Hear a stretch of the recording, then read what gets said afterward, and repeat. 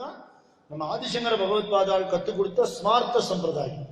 எதையுமே நீ துவேஷிக்கப்படாது, எல்லாத்தையுமே நீ வழிபடுற தெய்வத்தோட வெவ்வேறு நானா நாம ரூப பேதமாக வெவ்வேறு நாமம் வெவ்வேறு ரூபம் இருக்கு. இப்போ ஹயகிரீவரா இருக்கிறதும், நரசிம்மரா இருக்கிறதும், வராக பெருமாளா இருக்கிறதும், ராமராக இருக்கிறதும், கிருஷ்ணராக இருக்கிறதும் ஒரு சுவாமி தானே.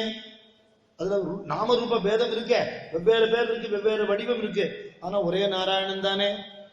தட்சிணாமூர்த்தியா இருக்கிறதும், நடராஜரா இருக்கிறதும், காலபைரவரா இருக்கிறதும், லிங்கோத்பவரா இருக்கிறதும் ஒரே பரமேஸ்வரன் தானே. பேர் மாறுறது, உருவம் மாறுறதுனால சுவாமி மாறலையே.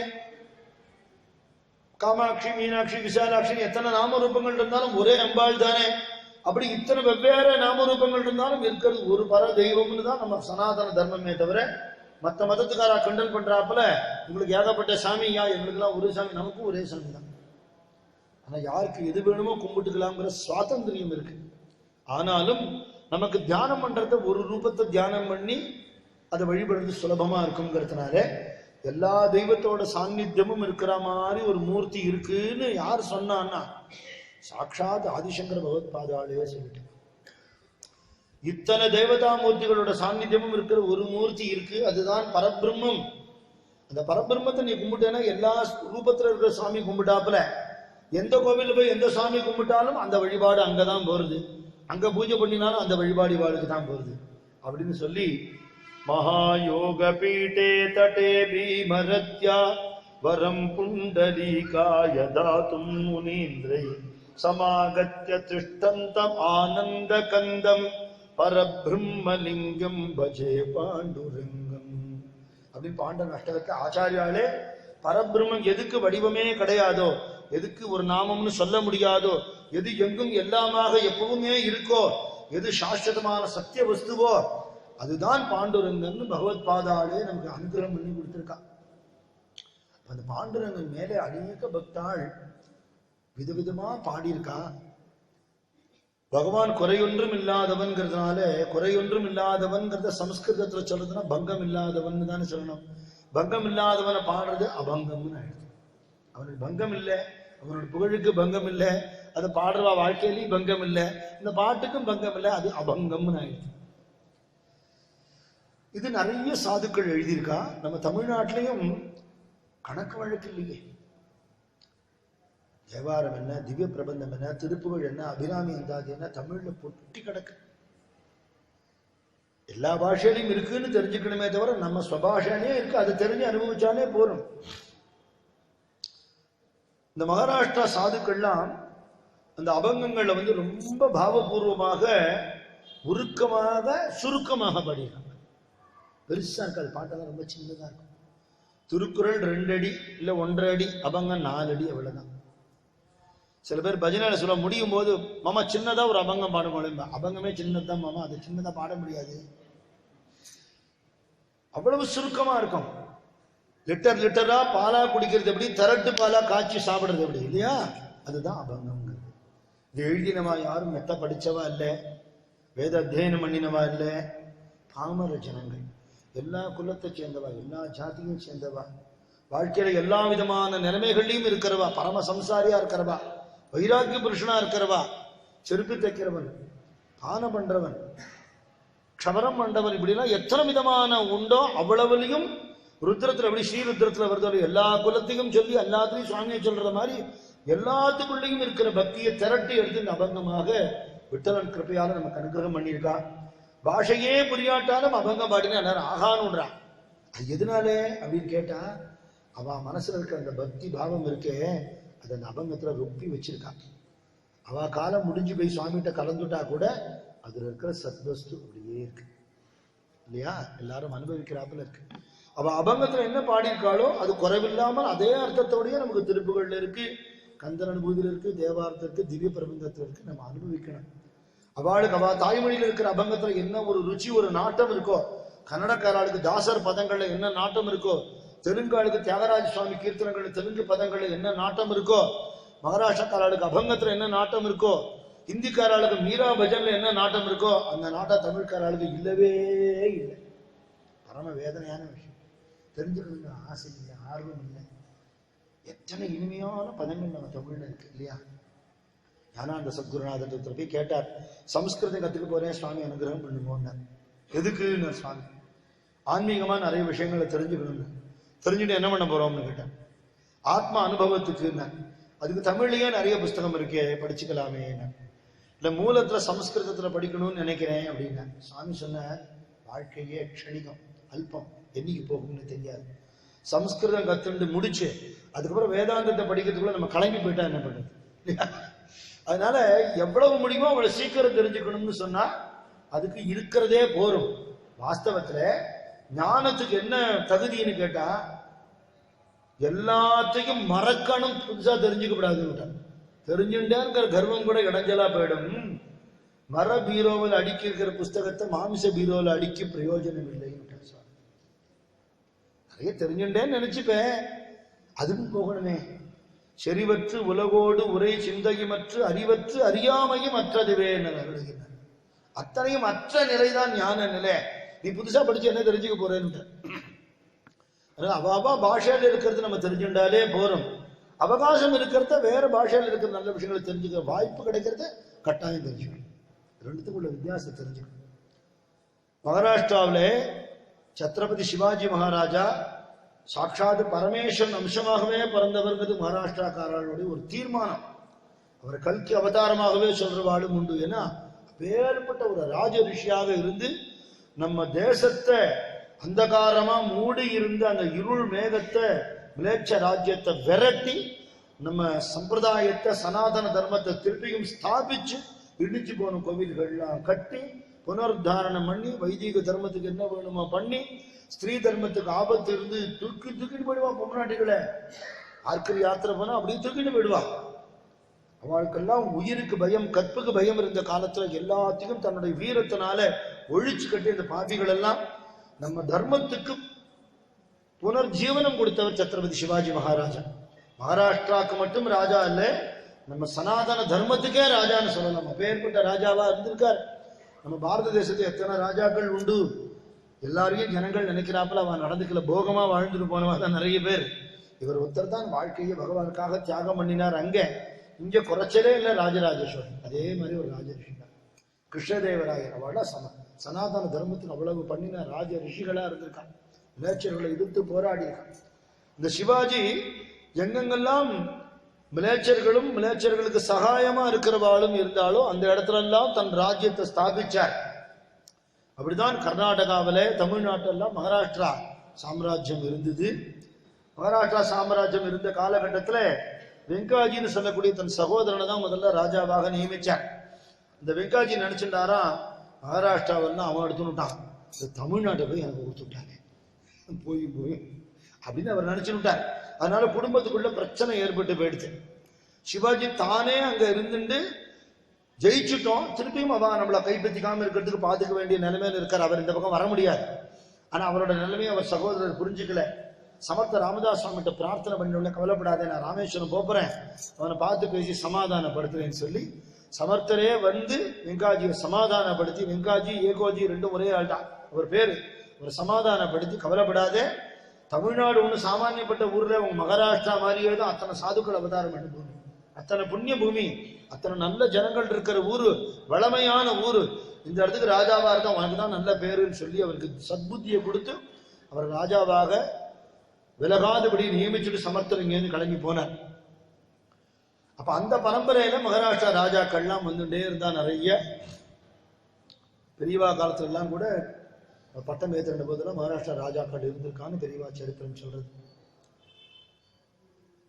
அப்படி ஒரு சுமார் 200-250 வருஷத்துக்கு முன்னாடி இருக்கலாம். அந்த மகாராஷ்டிரா பரம்பரையுடைய கடைசி ராஜாக்கள் காலம், கடைசி சில ராஜாக்கள்.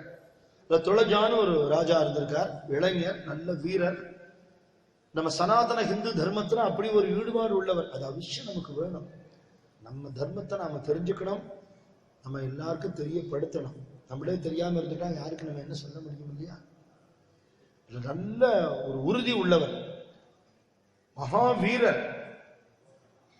அவருடைய தாய் மாமா மகாலட்சுமி வாசம் பண்ணக்கூடிய கோல்ஹாப்பூர் அந்த பக்கங்கள்லாம் மகாராஷ்டிரா ராஜ்யம் இருந்திருக்கு. அதே மாதிரி புனே பக்கத்தில் இருந்த ஷோலாப்பூர், 16 ஊர் சேர்ந்தது சோலாப்பூர். அங்கெல்லாம் மகாராஷ்டிரா ராஜ்யம் இருந்திருக்கு. இந்த மகாராஷ்டிரா ராஜ்யம் அந்த பக்கம் இருக்கிற ஒரு சிற்றரசராக இவரோட தாய்மாமா இருந்திருக்கார். விஷ்ணு சகாராம் பான்ஸ்லேன்னு அவரோட பேர். அவருக்கு ஒரு பொண்ணு சாம்ராயி பாயின்னு பேர்.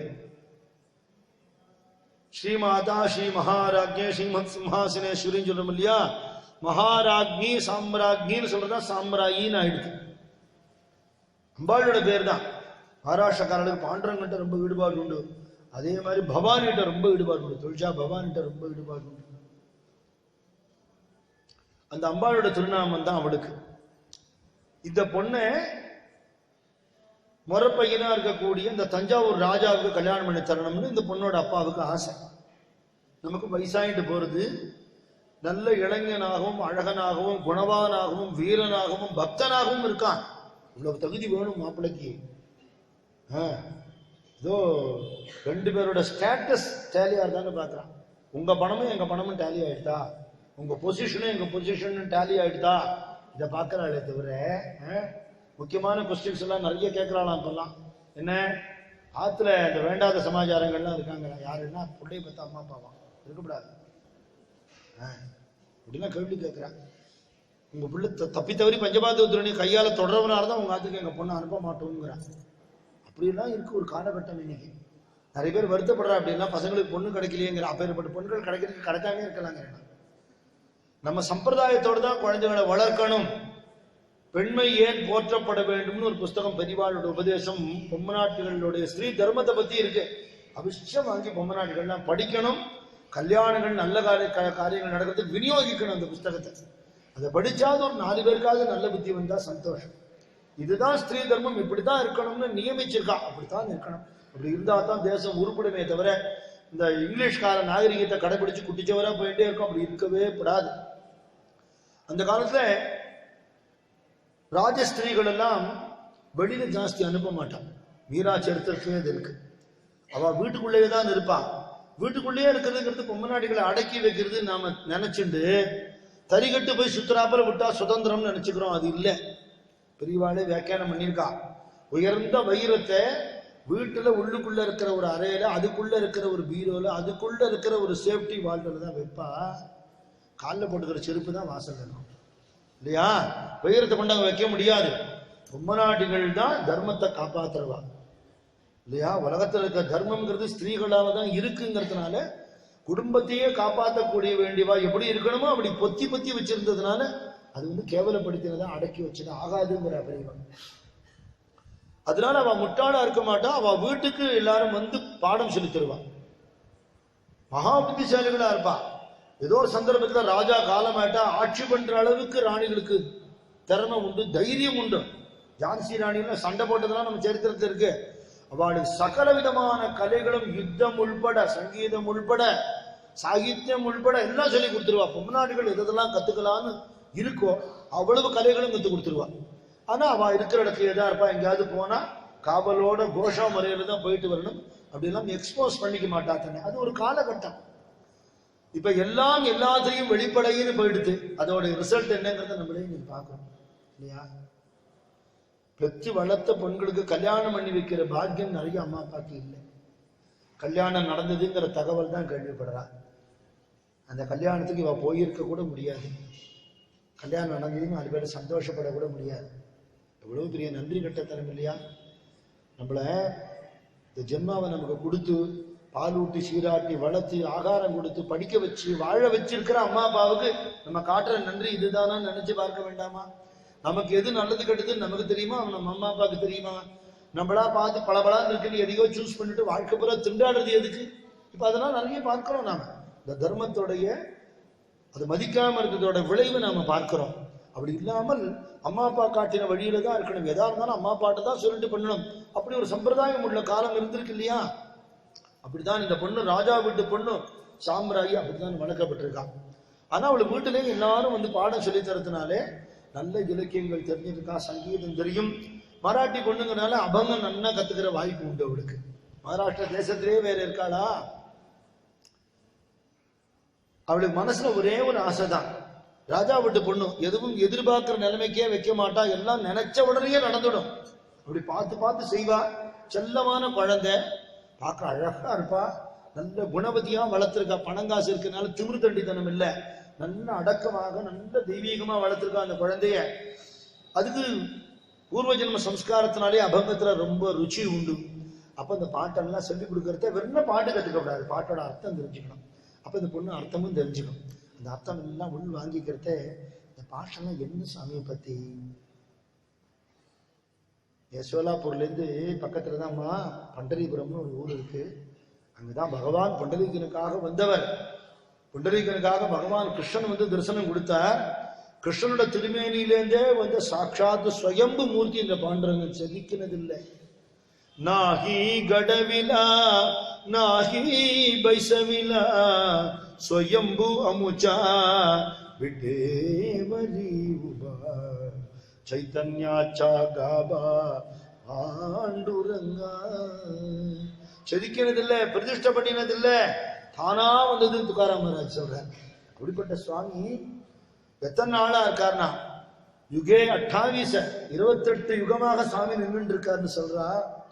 சந்திரபகாங்கிற புண்ணியமான நதி கரையில பகவான் இடுப்புல கையை வச்சுட்டு, சதுர்புஜம் இல்ல, 2 கைதான், ஏகப்பட்ட முகங்கள் ஏகப்பட்ட கரங்கள் இருந்தா அவன் தள்ளி நின்றுடுவான், என்கிட்ட வரமாட்டான், என்னை வந்து கட்டிக்கணும். ஒரு பக்தாளும் இருக்கா, அவளை மாதிரி 2 கை வச்சிருக்கேன்னு சுவாமி சௌலபியமா இறங்கி வந்திருக்கான். ராமாவதாரம் போல வில்லு அம்பு கிடையாது, 10 அவதாரங்கள் போல சங்க சக்கரம் கிடையாது, நிருசிம்மராட்ட நகமும் கிடையாது. சுந்தர சுரூபனாக 2 கைகள்ல, ஒரு கையில தாமரை பூவும் ஒரு கையில சங்கு மட்டும் வச்சுட்டு இருக்கான். 2மே அனுகிரக விசேஷம்தான். தாமரை பூங்கிறது அத்தியாத்மிகமான மலர்ச்சியை குறிக்கக்கூடியது, ஸ்பிரிச்சுவல் அவேகனிங்கை குறிக்கக்கூடியது. சங்கம்ங்கிறது நாத பிரம்மத்தை, சப்த பிரம்மத்தை குறிக்கக்கூடியது. இது 2 தான் சாமி வச்சுட்டு இருக்கான்.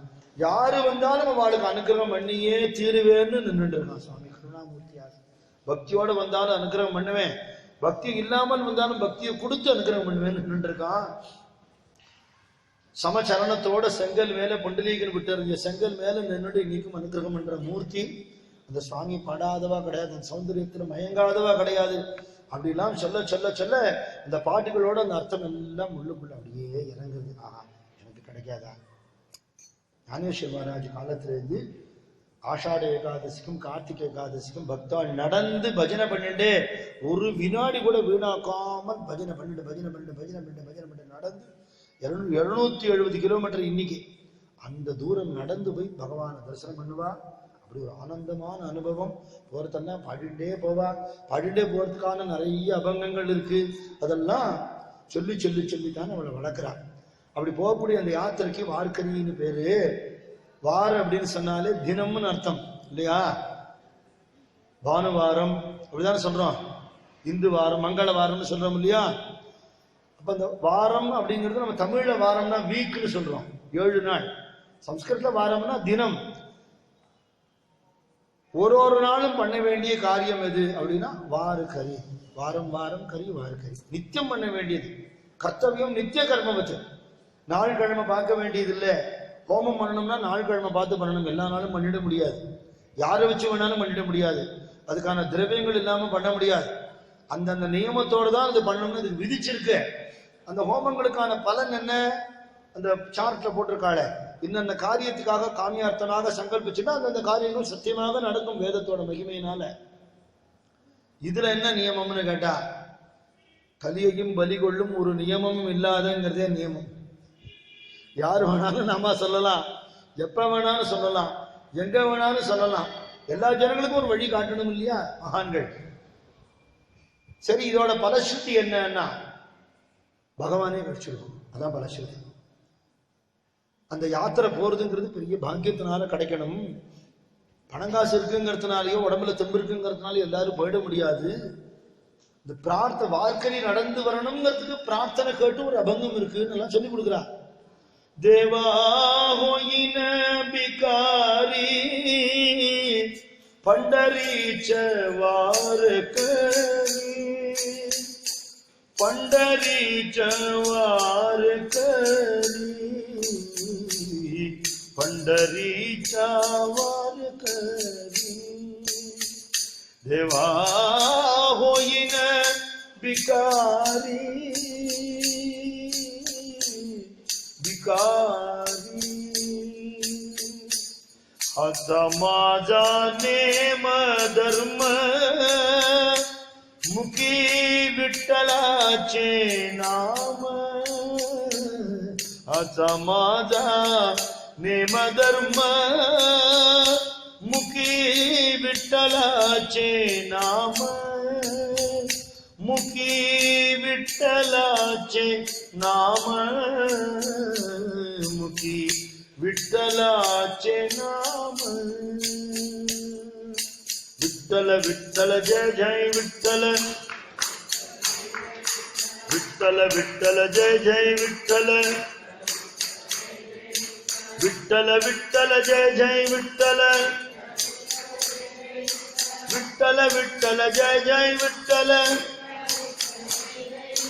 विठ्ठल विठ्ठल जय जय विठ्ठल विठ्ठल विठ्ठल जय जय विठ्ठल मुखी विठ्ठलाचे नाम मुखी विठ्ठलाचे नाम देवा होईन भिकारी पंढरीच्या वारकरी पंढरीच्या वारकरी पंढरीचा वारकरी त्याची माझी उपासना लागे संतांच्या चरणा त्याची माझी उपासना लागे संतांच्या चरणा लागे संतांच्या चरणा लागे संतांच्या चरणा निवृत्ती ज्ञानदेव सोपान मुक्ताई एकनाथ नामदेव तुकाराम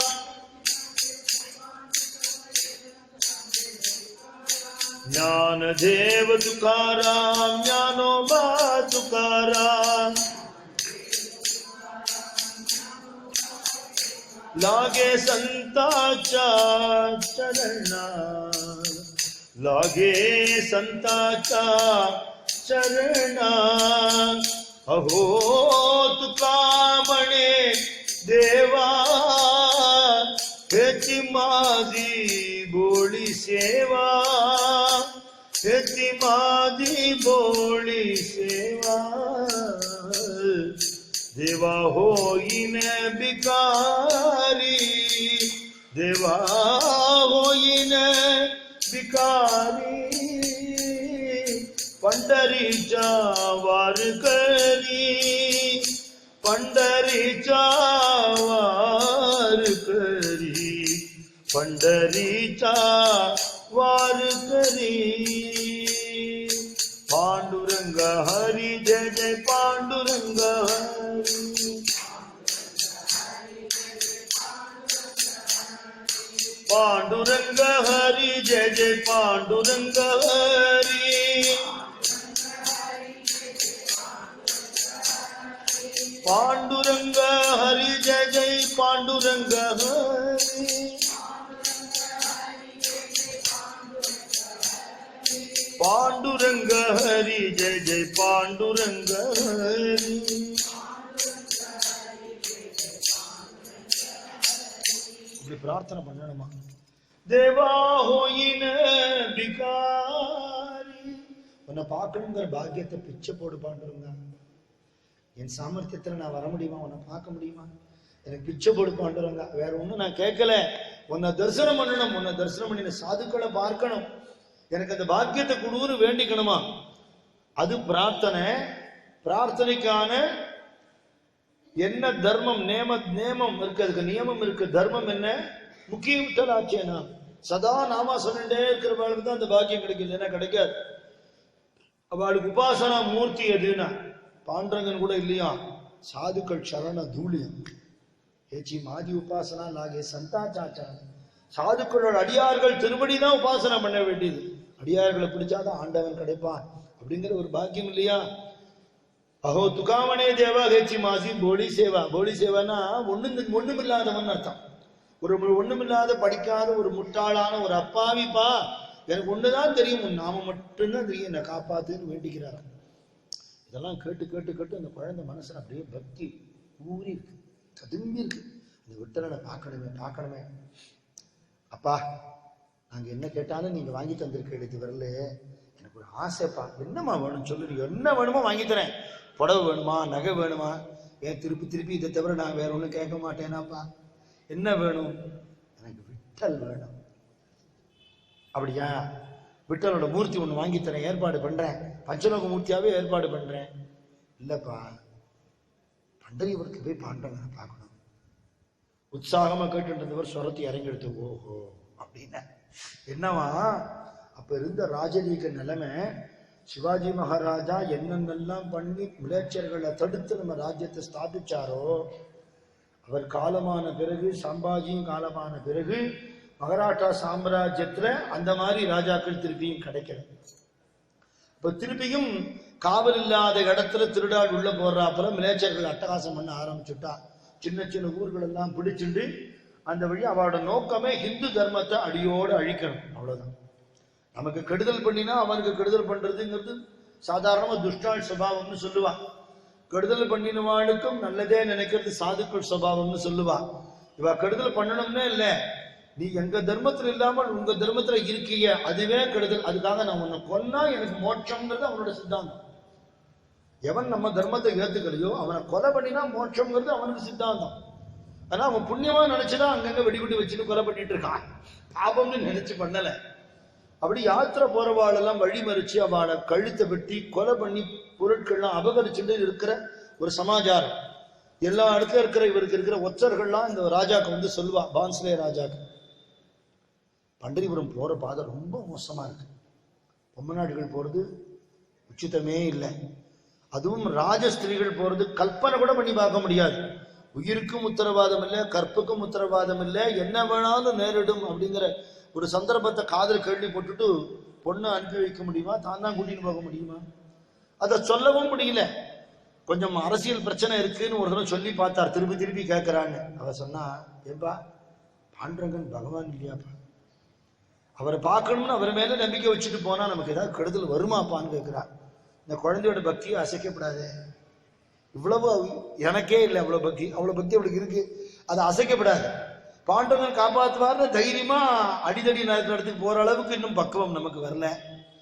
எங்கேயோ 2 சோடா பாட்டில் விட்டாலே உள்ள போய் கதவை சாத்தி போறோம் பண்ணா, 2 தெரு தள்ளி நடந்தாலே கத்தி எடுத்துட்டு வழிப்பறி கொலை பண்றான், கொள்ளை அடிக்கிறான்னு அங்க போறதுக்கு மனசு வரல, பயம். பொண்ணை பலி கொடுக்க முடியாது, நம்மளும் போக முடியாது. அவளோட யுத்தம் பண்ற அளவுக்கு நம்ம சைன்ய பலமும் கிடையாது. அவ கபடமா யுத்தம் பண்றவா, அவளோட யுத்தம் பண்ண முடியாது. யுத்தத்துக்குன்னு உள்ள தர்மங்கள்லாம் குழி தோண்டி புதைச்சுட்டு யுத்தம் பண்றவா, அவளோட சரிக்கு சமமா சண்டை போட முடியாது. இப்படி எல்லாம் யோஜனை எல்லாத்தையும் வெளிப்படையா சொல்ல முடியல. குழந்தைகிட்ட கூட்டின்னு போறேன்னு சொல்லிட்டே இருக்கேன். இந்த அபங்கங்கள் கத்துண்டு பக்த விஜய சரித்திரம் எல்லாம் மகிபதிங்கிற ஒரு மகான் எழுதினது பக்த விஜய சரித்திரம். அதுக்கு ஆதாரமா நாபாஜிங்கிற சித்தர் எழுதினது. அதெல்லாம் அடிப்படையாக வச்சுட்டு இந்த சரித்திரங்கள் தெரிஞ்சுட்டு இந்த அபங்கங்கள்லாம் தெரிஞ்சுட்டு அவளுக்கு பெரிய ஆசை.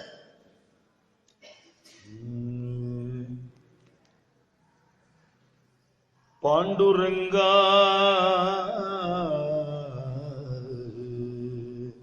மனமோகனா நேத்ரபருணி பாகின காய பாண்டுரங்கா. கண்ணறிய உன்னை இன்னைக்கு பார்ப்பேன். நேத்ரபருணி பாகின காய பாண்டுரங்கா மனமோகனா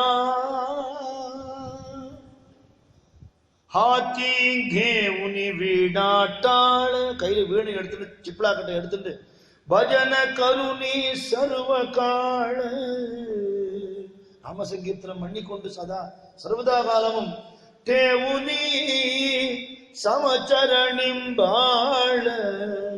ஒரு சமச்சரணத்தை என் சிரசை வச்சு நமஸ்காரம் பண்ணி புக்கா மாளவாகின காய பாண்டுரங்கா.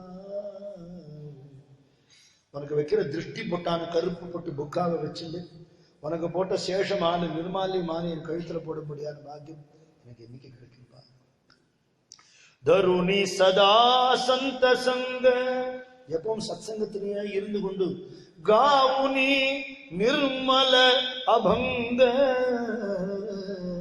நிர்மலமான மனசோட அபங்கம் பாடிக்கொண்டு, பஜனி ஜிஜவுனியங்க, பஜனை நடந்த இடத்துல போய் அங்க பிரதட்சணம் பண்ற பாக்கியம். பிரேமரங்கி நாச்சேன காய பாண்டுரங்க, பிரேமையோட ஒன்னு நினைச்சு உருகி ஆடி பாடுற பாக்கியம் இப்ப கிடைக்கும். தருணி சதா தைரியபான், எனக்கு ஒரு கஷ்டமும் வராதியா, என் பாண்டவன் என்னை காப்பாத்துவான்ங்கிற தைரியம் இப்ப வரும்.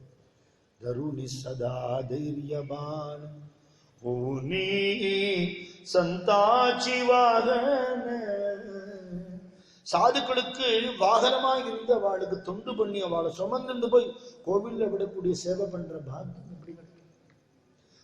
ஓனி சந்தாச்சி வாகன வந்துனியா தோரணகான பூகத்தான சோச்சின காய பாண்டுரங்கா. சின்னவா பெரியவா வித்தியாசம் இல்லாமல் யாரெல்லாம் பாகவதாளோ சாதுக்களோ அத்தனை பேரையும் விழுந்து விழுந்து நமஸ்காரம் பண்ணி அகங்காரம் இல்லாத எல்லாரையும் வணங்குற பாக்கியம் இப்ப கிடைக்கும். பசிதாக தூக்கம் மறந்து போய் மணி 8:45 ஆயிடுத்து பசிக்கிறதுன்னு தோன்றது, அந்த எண்ணம் இல்லாமல் பகவானே சத்சங்கம் கிடைக்காது, தனம் சாப்பாடும் மோரும் கிடைச்சிட்டு தான் இருக்க போறது, சத்சங்கம் கிடைக்காதே அப்படிங்கிற எண்ணம் வந்து பூகத்தான சோச்சின காய, பசிதாகம் மறந்து உன்னை நாம சொல்ற பாக்கியம் பாண்டுரங்கா. கருணி பண்டரபுர நிவாச, பண்டரபுரத்திலேயே வாசம் பண்ணிட்டு இருக்கணும். சதத நமுனி பீதவாச, பீதாம்பரதாரியான உன்னை நமஸ்காரம் பண்ணிக்கொண்டே இருக்கணும். தீனாபரி ஹோனிதாச, யாரெல்லாம் எளிமையான சாதுக்களோ அவளுக்கு அடங்கினவனா இருக்கணும். சாவகாச ராகின காய பாண்டுரங்கா, நேத்ரபருணி பாகின காய பாண்டுரங்கா. எனக்கு எப்ப கிடைக்கும்? எங்க அப்பா நான் கேட்டது வரல எதையும் மறுத்தது இல்லையே, மாச கணக்கா தள்ளி போட்டு போறார், எனக்கு எப்ப கிடைக்கும்னு தெரியலையே, எப்ப கிடைக்கும்னு தெரியலையே. நான் உயிரோடு இருக்கிறதுக்குள்ள உன்னை பார்த்தோடனே பாண்டுரங்கா எனக்கு அனுகிரகம் பண்ண மாட்டியா? என்னால அங்க வர முடியாத அபலையா நான் இருக்கேன், நீ நான் இருக்கிற இடத்துக்கு வர மாட்டியா? எனக்கு அனுகிரகம் பண்ண மாட்டியா? அப்படி உருகிறான். இதுக்குள்ள நிச்சயதார்த்தம் ஏற்பாடு பண்ணினா, அந்த காலத்துல பெரியவாள்லாம் தீர்மானம் பண்றதுதான் கல்யாணம். பெரியோர்களால் நிச்சயிக்கப்பட்டுங்கிறது வெறும் வார்த்தை இல்லை, சத்தியம். இப்ப அந்த வார்த்தையெல்லாம் பத்திரிகையில போடுறது இல்லை பாவம், ஏன்னா அவளே நிச்சயம் பண்ணிடுறாள் இல்லையோ. இந்த பழைய பத்திரிகையை இப்ப ரொம்ப பார்க்க முடிகிறது. ஒரு கார்டு, ஒரு அட்டை வருது, அதுல பொண்ணு மாப்பிள்ளை பேர் மேல போட்டு we invite you for our வெட்டிங்னு போடுறான். அம்மா அப்பா பேர்லாம் உதுத்தாச்சு, அவசியம் இல்லையே இல்லையா? அந்த வாழ்க்கையில நல்லது நடக்கணும், பகவான் செய்யணும், நம்ம வேற என்ன நம்ம சொல்லப்படாது. தப்பா அவ்வளவு தப்பு நடக்கிறது. ஆனா குழந்தைகளை தப்பு சொல்ல முடியுமோ? நான் சொல்லவே கூடாது, நம்மளதான் தப்பு சொல்லணும் இல்லையா? விதை ஒண்ணு போட்டா சொர ஒண்ணு முளைக்காது இல்லையோ? நீங்க விவரம் தெரிகிற வயசுக்கு முன்னாடி, ஸ்கூலுக்கு போறதுக்கு முன்னாடி, காலேஜ் போறதுக்கு முன்னாடி நம்ம வீட்டுல உண்டான சம்ஸ்காரங்களை, சத் விஷயங்களை, சத் சரித்திரங்களை, நாமாவளிகளை, ஸ்தோத்திரங்களை சொல்லி கொடுத்துருந்தா அந்த குழந்தை தப்பவே தப்பாது, ஒரு நாளும் தப்பாது. அப்படிப்பட்ட குழந்தைகள் இன்னைக்கு நம்ம பார்க்க முடியறது. வெறும் படிப்பு, வறண்ட படிப்பு, வெறும் பணம் அப்படிங்கிறதுக்கு நல்லா கொம்பு சீவி வளர்த்து விட்டா அந்த மாடு நம்மளே தானே முட்டுறது இல்லையா? நிறைய படிக்கணும், ஃபாரின்ல போய் சம்பாதிக்கணும், வாழ்க்கையோட லட்சியமே தான் அப்படின்னுட்டா அதோட ரிசல்ட் எப்படி இருக்கும் இல்லையா? அம்மா அப்பா தான் நிச்சயம் பண்ணுவா, அவன் நிச்சயம் பண்ணிட்டான். பொண்ணெல்லாம் பிள்ளையெல்லாம் கேட்கிற வழக்கம் எல்லாம் கிடையாது. இங்கேருந்து ஓலை அனுப்பிச்சா, அங்கேருந்து போன உடனே அவ சம்மதம்னு சொன்னா, அதுக்கப்புறம் சீர்சந்தையெல்லாம் எடுத்துட்டு இவா வந்து குழந்தை நீ இருமா தஞ்சாவூர் வரல போயிட்டு வந்துடுறோம்னு சொல்லிட்டு அங்கேருந்து வந்து பேசி நிச்சயதார்த்தம் பண்ணிட்டான். நிச்சயதார்த்தம் பண்ணிட்டு வந்த பிறகு தோழிகள் மூலமா தான் சாம்ராஜ்ய விஷயம் தெரியும். என்னப்பா என்ன கேட்காம எனக்கு கல்யாணம் நிச்சயம் பண்ணிட்டேன், நான் பண்ணிக்க மாட்டேன் அப்படின்னா அந்த பொண்ணு சொல்லாது. சாது பொண்ணு, சமத்து. அது சொல்றது கல்யாணம் நிச்சயம் பண்ணிக்கலாமேப்பா, கேள்விப்பட்டேன். ஆமாண்டி நானே சொல்லணும்னு இருந்தேன், அதுக்குள்ள தகவல் வந்துடுத்தா? என் தோழிகள்லாம் சொன்னா. சந்தோஷம். ஆமாம்மா நல்ல பையன், தஞ்சாவூர் ராஜா, அவர் நம்ம வம்சத்தை சேர்ந்தவர் தான், நம்ம உறவுகார பையன் தான் அப்படின்லாம் சொன்ன உடனே சரிப்பா உங்க இஷ்டம், ஆனால் என் ஆசை எப்பப்பா நிறைவேறும்? என்னது கேட்டுன்னு மறந்து விட்டது. மண்டல 1008 கவலை. என்ன கேட்டேன்? என்ன கேட்டேன்னா, அப்பா நான் வாயை திறந்து கேட்கிற மாதிரி நீங்க வச்சுட்டதே இல்லை, ஒண்ணுதான் கேட்டிருக்கேன், அதனால அதை மறக்க முடியாது. நீங்க விட்டலை பார்க்காம நான் கல்யாணம் பண்ணிக்க மாட்டேன். இந்த கண்ணால பாண்டுரங்கனை பார்க்கணும். பண்டரிபுரத்துல போய் இந்த சமச்சவனத்தோட நிற்கிற பகவானை பார்த்து நமஸ்காரம் பண்ணி திருப்படியை கட்டிண்டு அழணும். அது என்னைக்கு கிடைக்கிறதோ அன்னைக்கே கூட கல்யாணம் வச்சுக்கலாம். இது நிபந்தனையா நான் சொல்லலை. ஏன் சொல்றேன்னு கேட்டா, கல்யாணம் ஆகி மகாராஷ்டிரால இருந்துட்டே பாண்டவனை பார்க்க முடியாதோ, தமிழ்நாடு போய் எங்கேருந்து பார்க்க போறேன்? வர முடியவும் முடியாதோ தெரியாது. அதனால எனக்கு இந்த பாக்கியம் என்னை விட்டு போகக்கூடாது, நீங்க தான் அனுகிரகம் பண்ணணும்னு சொல்லிட்டு அப்பாட்டு. சூழ்நிலை ரொம்ப பாதகமா இருக்கு. இந்த பொண்ணுகிட்ட எப்படி சொல்றதுன்னு தெரியலையே. தேதி குறிச்சாச்சு கல்யாணத்துக்கு. கல்யாணத்துக்கான ஏற்பாடுகள் இவா பக்கத்துல இருந்து பண்ணிட்டு இருக்கா, அவா பக்கத்துல இருந்து பண்ணிட்டு இருக்கா. அந்த காலத்துல இந்த போட்டோ அனுப்புறது, இன்டர்நெட்ல தட்டுறது, அப்புறம் 2 பேரும் எங்கேயோ மீட் பண்ணி பேசுறது, இதெல்லாம் கிடையாது. அப்படி ஒரு கல்யாணம் எனக்கு தெரிஞ்சு சமீபத்துல ஜாதகம் எல்லாம் பார்த்து பொருந்தி இருந்தது. அப்புறம் இந்த பொன் பார்க்கிற படலம்ங்கிறதுக்கு முன்னாடியே புகைப்படம் பார்க்கும் படலம்னு ஒன்று இருக்கு, அது ஆயிடுது. அதுக்கப்புறம் மரியாதைக்கு பொன் பார்த்தா, அப்புறம் இவ ஸ்டேட்டஸ் எல்லாம் பேசிட்டா, எல்லாம் பணம் எல்லாம் ஒத்து போச்சு. நாங்கள் நட்டெல்லாம் நிறைய போட்டு ஜாம்னு நிச்சயதார்த்தம் நடந்தது. என்னையும் கூப்பிட்டுருந்தான், நான் கூட போயிட்டு இருந்தேன். அப்புறம் கல்யாண தேதி தீர்மானம் பண்ணினா பத்திரிகை எல்லாம் கொடுத்துருந்தா. நான் கல்யாணத்துக்கு போகிறதுக்கு டிக்கெட் எல்லாம் புக் பண்ணிட்டேன். ஏன்னா 4 மாதம் முன்னாடி பண்ணாதான் டிக்கெட் கிடைக்கும். அதனால டிக்கெட் புக் பண்ணிட்டேன். கல்யாணத்துக்கு 1 வாரம் முன்னாடி பிள்ளையோட அப்பா, அவன் எனக்கு தெரிஞ்சவன், எனக்கு ஃபோன் பண்றான், இந்த கல்யாணம் கேன்சல் ஆயிடுத்து, வர வேண்டாம். என்னப்பா ஆச்சுன்னு கேட்டேன். இல்லை, 2 பேரும் முன்னாடியே கொஞ்சம் பேசி பழகிட்டு இருந்தா இல்லையா, அதுல ஏதோ அபிப்பிராய பேதம் வந்துடுத்து, நிச்சயம் அந்த பொண்ணை பண்ணிக்கவே மாட்டேன்னு சொல்லிட்டான். அந்த பொண்ணை இவனை பண்ணிக்க மாட்டேன்னு கொடுத்து முடிஞ்சு போச்சு. இதை எப்படி நீ அவாட்ட சொன்னேன்னு, இதை நான் எப்படி சொல்றதுன்னு தயங்கிட்டே நான் பொண்ணாத்துக்கு போனேன். பொண்ணோட அப்பா சொல்லிட்டார் கல்யாணம் கேன்சல்டுன்னு. எப்படி இருக்கு? சமீபத்தில் நடந்த சமாச்சாரம், 2 மாசத்துக்கு முன்னாடி நடந்த சமாச்சாரம். சம்ஸ்காரம் உள்ள குடும்பம் தான். நான் சம்ஸ்காரத்தோட குழந்தைகளை வளர்க்கல. இப்படிதான் பண்ணணும்னா அப்படிதான் பண்ணணும். டிராபிக் ரூல்ஸ் இப்படிதான், வண்டி போனா அப்படிதான் போகணும். இஷ்டத்துக்கு போனா ஆக்சிடென்ட் தான் நடக்கிறது. இப்போ பெரியவாதான் தீர்மானம் பண்ணணும், குழந்தைகள் தீர்மானம் பண்ணக்கூடாது. உடம்பு வேணா வளர்ந்துருக்கலாம், புத்தி வளர்ந்து விட்டான்னு இல்லையே. இந்த பொண்ணோட ஆசையை நிறைவேற்ற முடியல. ஆனா கல்யாணத்துக்கான வேலைகள் நடந்துட்டே இருக்கு. மனசுக்குள்ள ஒரு வருத்தம். நிர்பந்தமா கூட்டின்னு போய் கல்யாணம் பண்ணி வச்சுட்டு அது அழுதுட்டே தாலி வாங்கிக்க போறது, ஒன்றும் சொல்ல போறது இல்லை. ஆனா நம்ம குழந்தை கேட்டு நம்ம இதுவரை எதுவுமே இல்லைன்னு சொன்னதில்லை. இந்த விஷயம் நான் பண்ண முடியாத நிலைமையில இருக்கேன். அது எப்படி குழந்தைகிட்ட நான் சொல்லுவேன்? என் பௌருஷம், என்னுடைய வீரத்திலேயே அவளுக்கு சந்தேகம் வராமல் நான் எப்படி சொல்லுவேன்? ஆனா நிச்சயமா பண்டிகபுரம் பாதையில போனா உயிருக்கு உத்தரவாதம் இல்லைன்னு தான் தகவல் இப்ப வருது. என்ன பண்றதுன்னு தெரியல. பாண்டவனை பார்த்துட்டு தாலி கட்டிக்கிறேங்கிறா. ஒருவேளை அப்படி பண்ண மாட்டான் என் பொண்ணு, அங்க வந்துட்டு கல்யாணம் பண்ணிக்க மாட்டேன்னுட்டா என்ன பண்றது? அப்படின்னா தர்ம சங்கடம் அவருக்கு.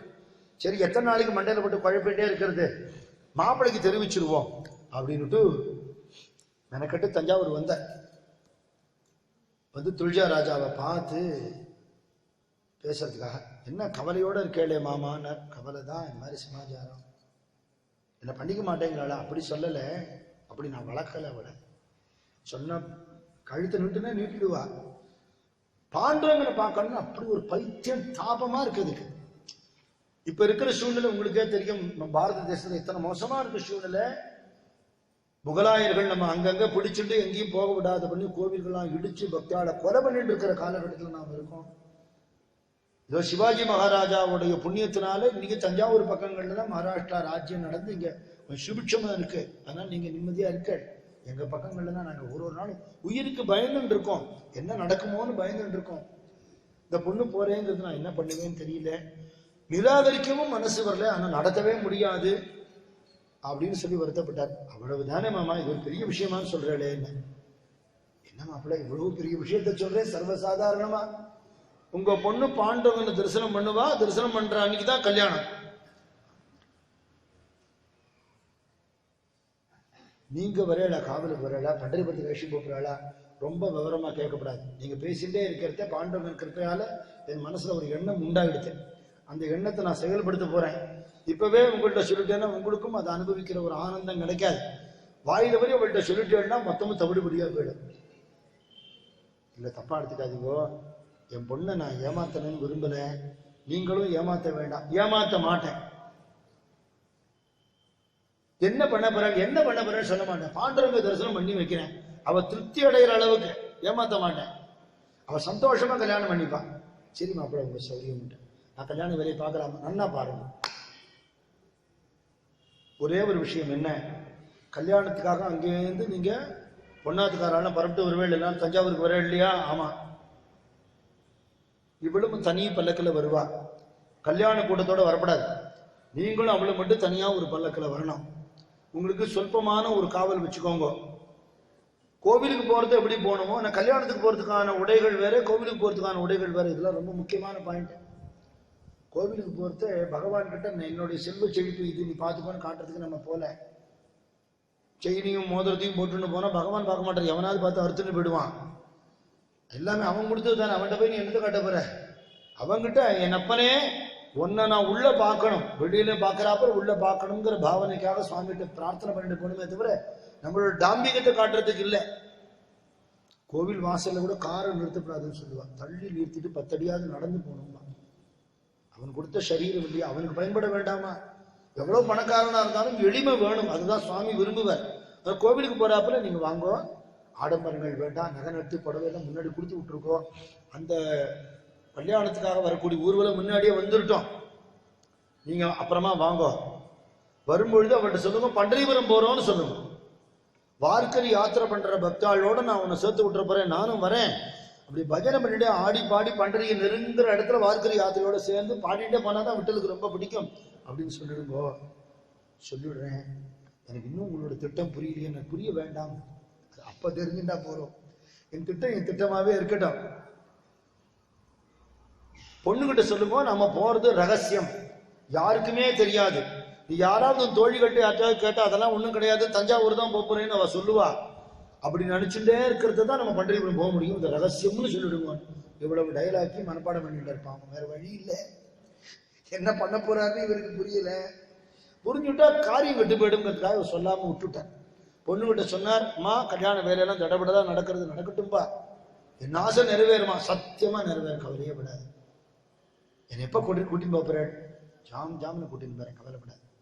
கல்யாணத்துக்கு முன்னாடி தான். நீ விட்டலை பார்த்துட்டேன் எனக்கு திருப்தின்னு சொன்னாதான் உனக்கு கல்யாணம் ஆகும். ரொம்ப சந்தோஷப்பா, நான் உங்களுக்கு எப்படி நான் நன்றி கடனை செலுத்த போறேன்? ஒன்றும் இல்லடி கண்ணா, நான் பெத்த குழந்தை, நீ பாண்டவனை பார்க்கணும்னு ஆசைப்படுறேன், வேற ஒண்ணுமே கேட்கலையே. இது கூட ஒரு அப்பா நிறைவேற்றி வைக்க முடியாமல் இருக்குமா? பாண்டவனே கிருபை பண்ணியிருக்கான், நான் அழைச்சின்னு போறேன். வார்க்கரி யாத்திரை ரொம்ப பிரசித்தம். பக்தான் ஆடி பாடி பஜனை பண்ணிட்டு போவா. ஆமாப்பா, நானும் அந்த பாட்டெல்லாம் கத்துட்டு இருக்கேன். चला पंडरी सी जाऊ रकुमा देवी वर पाहू, डोळे निवतील कान मनाते ते समाधान, मनाते ते समाधान, मनाते ते समाधान. चला पंडरी सी जाऊ रकुमा देवी वर पाहू, संत महंता होतील भेटी आनंदनाचू वाळवंटी, आनंदनाचू वाळवंटी, आनंदनाचू वाळवंटी. चला पंढरीसी जाऊ रकुमा देवीवर पाहू, जे तीर्थांचे माहेर सर्व सुखाचे भांडार, सर्व सुखाचे भांडार, सर्व सुखाचे भांडार. जन्म नाही रे आणिक तुका म्हणे माझी बाग, तुका म्हणे माझी बाग, तुका म्हणे माझी बाग. चला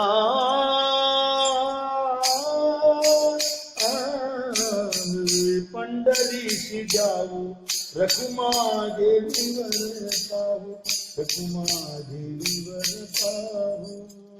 அதெல்லாம் கத்துன்னு இருக்கேன்ப்பா, நானும் கூட பாடுவேன் சந்தோஷமா. ஆனால் யார்ட்டையும் இது தெரியக்கூடாது.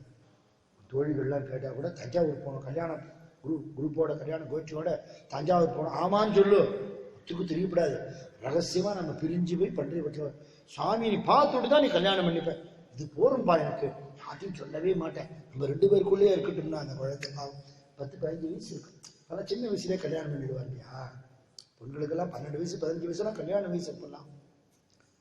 இதெல்லாம் 100-200 வருஷத்துக்கு முன்னாடி. ராமாயண காலத்துல 8-10 வருஷம். ராமருக்கே 16 வயசு தான் கல்யாணம் ஆகத்த. சீதாதேவி இன்னும் சின்னவ. யார்ட்டும் சொல்ல மாட்டேன். உள்ளுக்குள்ள ஒரே சந்தோஷம். உன்னை பார்க்க வரப்போறேன் பாண்டுரங்கா, எனக்கு தரிசனம் கிடைக்க போறது, தரிசனம் கிடைக்க போறது. இத்தனை ஏக்கத்தோட ஒரு குழந்தை போனா அவளுக்கு எப்படி தரிசனம் கிடைக்காம இருக்கும் இல்லையா? பகவான் எப்படி தரிசனம் கொடுத்தாங்கிறத நம்ம நாளைக்கு